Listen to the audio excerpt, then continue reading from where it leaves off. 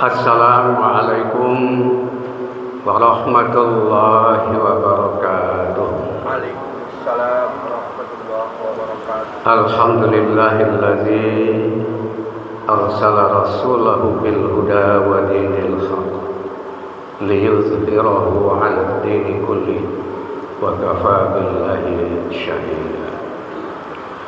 Asyhadu an la ilaha illallah wahdahu la syarika lah wa asyhadu anna Muhammadan abduhu wa rasuluh la nabiyya ba'dah. Allahumma salli wa sallim wa barik ala Muhammad wa ala alihi wa ashabihi ajma'in. A'udzu billahi minasy syaithanir rajim. Bismillahirrahmanirrahim. Am hasibatum an tadkhulul jannata walamma ya'lamillahu allazina jahadu minkum wa ya'lamus sabirin. Wa ya'lamus sabirin. Shadaqallahul azim. Bapak-bapak, ibu-ibu jemaah zuhur Masjid Taqwa yang dirahmati Allah, tidak bosan-bosannya kita senantiasa mengucapkan puji syukur kehadirat Allah Subhanahu wa taala serta selawat dan salam kepada Nabi kita Muhammad sallallahu alaihi wasallam. Allahumma shalli ala Muhammad wa ala ali Muhammad. Bapak-bapak, ibu-ibu yang kami muliakan, ayat yang kita baca tadi adalah firman Allah dalam surah Ali Imran 142.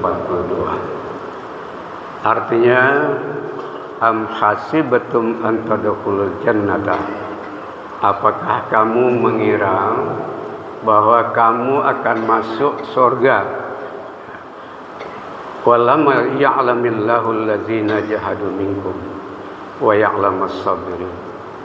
Padahal belum nyata bagi Allah orang-orang yang berjihad di antara kamu, dan belum nyata orang-orang yang sabar.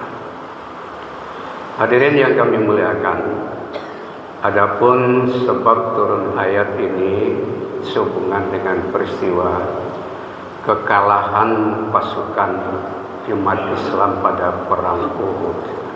Pada perang Uhud, yang mana kita tahu ya, sebelumnya umat Islam dalam perang Badar dengan kemenangan yang gemilang, jumlah pasukan Islam kecil dibanding dengan pasukan Quraisy, kafir Quraisy.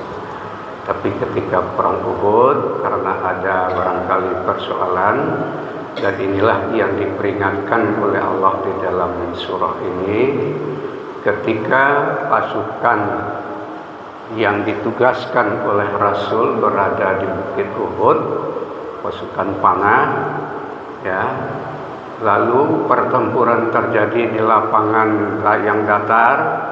Ketika itu umat Islam sudah akan mencapai kemenangan. Pasukan kafir Quraisy sudah lari porak-poranda meninggalkan hartanya. Lantas harta itu diperebutkan oleh pasukan Islam. Nah, melihat kenyataan ini, pasukan yang tadi ditugaskan di Bukit Uhud tidak tahan hati rupanya. Dia ikut turun ke lapangan dengan persangkaan zanul jahiliyahnya muncul. Persangkaannya bahwa dia nanti tidak akan dapat harta. Nah, dari rampasan perang seolah-olah dia tidak berperan ketika itu.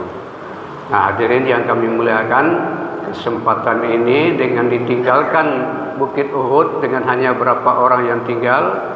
Waktu itu Khalid bin Walid yang masih kafir waktu itu dengan pasukan berkudanya merebut Bukit Uhud dan membunuh pasukan Islam yang ada di situ. Lalu pasukan yang tadi berebutan dengan harta rampasan perang digempur oleh Khalid Walid dengan pasukannya, sehingga terjadilah kekalahan. Sehingga waktu itu ya Rasulullah juga dikabarkan sempat meninggal katanya, sempat meninggal. Sehingga orang-orang kafir, orang-orang munafik termasuk yang di Madinah beredarnya kabar itu mereka sangat gembira. Hadirin yang kami muliakan, dalam peristiwa ini ada yang kecewa tentunya. Tentu yang kecewa, mereka ada malah yang semangatnya hilang dan ingin bergabung dengan pasukan Abu Sufyan yang menjadi panglima perangnya ketika itu. Ya lemah dia, nggak ada kesabaran.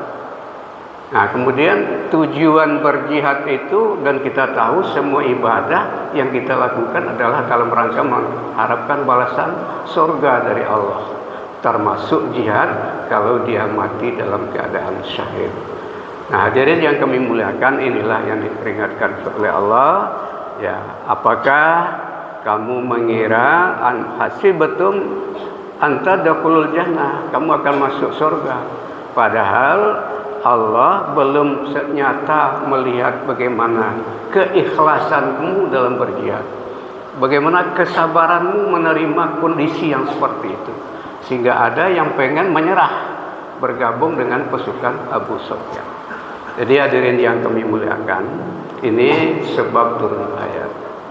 Nah, yang kedua yang ingin kita sampaikan dalam pembahasannya, pengertian jihad itu apa? Paling tidak ya ada 4 pengertian jihad, yaitu melaksanakan semua, mengerahkan semua potensi kita yang ada, ya harta dan jiwa sekalipun. Untuk apa? Yaitu berperang menegakkan agama Islam dan melindungi umat Islam. Itu jihad pertama, mengerahkan semua kekuatan, ya baik fisik, mental, harta, semuanya dikerahkan untuk memperjuangkan menegakkan Islam dan melindungi umat Islam. Nah yang kedua yaitu memerangi hawa nafsu. Itu pengertian jihad, dan kita itu pada umumnya sudah tahu. Yang ketiga ya mendermakan harta bendanya untuk kebaikan dan kejayaan Islam dan kemaslahatan umat. Nah, lalu yang keempat, memberantas kejahatan dan menegakkan kebenaran. Ya, dalam rangka menegakkan amar ma'ruf nahi munkar. Nah, hadirin yang kami muliakan, dari 4 ini barangkali yang kita dapat pahami merupakan jihad kita dalam bulan Ramadan ini. Kan Nabi pernah mengingatkan, raja'na min jihadil asghar ila jihadil akbar.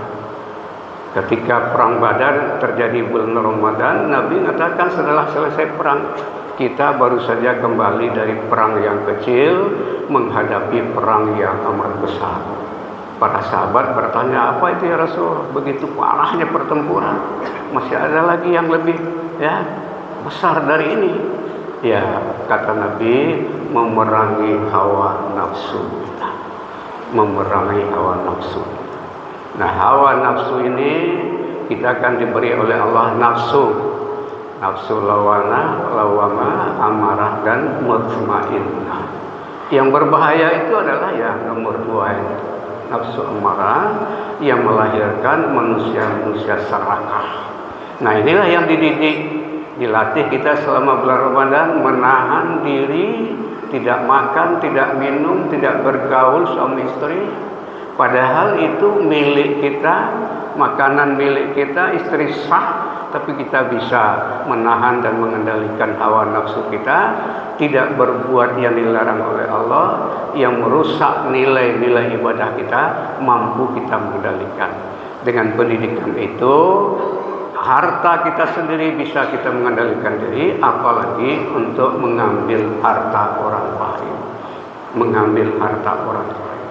Nah, bapak-bapak, ibu-ibu yang kami muliakan, mudah-mudahan kita dengan latihan berpuasa yang tujuannya adalah takwa, salah satu dari unsur takwa itu ialah dapat mengendalikan diri. Wal qazimina al-ghaiza wal 'afina 'anil nas itu dalam surah Al-Imran. Bapak-bapak dan ibu-ibu yang kami muliakan, kalau kita lihat sekarang apa yang terjadi pada bangsa kita, keserakahan dipertontonkan kepada kita tanpa malu. Kenapa? karena nafsu yang tidak terkendali, nafsu kekuasaan, jabatan, pangkat, harta, sehingga melakukan korupsi yang tidak malu-malunya. Hadirin, kita saksikan sampai saat ini. Sampai 1.000 triliun itu baru satu bidang Pertamina, belum lagi yang lain-lain, hadirin yang kami muliakan. Nah, mereka itu mengaku Islam. Mereka itu orang bertakwa, bulan Ramadan dia mungkin puasa juga. Tapi ya itulah yang terjadi. Jadi bagi kita umat Islam, inilah peperangan yang berat bagi kita, yaitu mengendalikan hawa nafsu, sehingga nanti nafsu kita itu menjadi nafsu mutmainnah. Sesuai dengan janji Allah, kita akan dimasukkan pada kelompoknya, ya fadkhuli ibadi fadkhuli jannati. Terima kasih Bapak-bapak, Ibu-ibu. Itulah mudah-mudahan bermanfaat bagi kita. Kita memang sedang berhadapan dengan perjuangan yang berat, ya, menghadapi kondisi bangsa, kondisi pribadi kita dan segala macam yang sedang kita hadapi. Billahi taufik wal hidayah. Wassalamualaikum warahmatullahi wabarakatuh.